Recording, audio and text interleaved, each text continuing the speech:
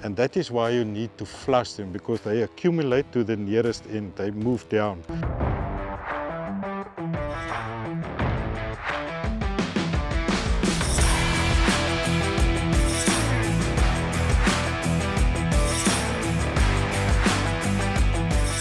A very important part of the maintenance of a drip irrigation system is the flushing of the lines, because when we select a filter, there's some particles that's smaller than the filtration grade, and these particles come through the water and they settle in the dripper line, and that is why you need to flush them, because they accumulate to the nearest end, they move down.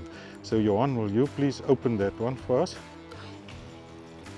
Then it's just check, so we've got very dirty water now, so let it flush and you'll see some cleaner water coming, but keep it open because there's some sediment that's still moving down in the dripper line. There you can see the next wave coming.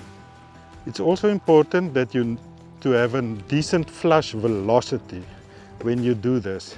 And a very handy tip to determine if your flush velocity is correct, you can see that water is now very clean. Now we've got a clean water, but we can just do a velocity test. We've got a 1.5 liter container there, and it must fill this one within 16 seconds. Then we know we've got a flush velocity of 15.5 meters per second, and that is recommended for this 17 millimeter dripper line.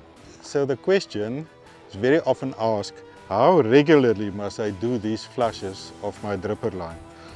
So it really depends on the quality of your water, but a good rule of thumb is to start off every second week and give it a decent flush, and then you can monitor it, the quality of the water that you see in your flush, if you must do it shorter intervals or can you extend it. But a good rule of thumb is every 2 weeks. Thank you for watching this video. It's been great to have you.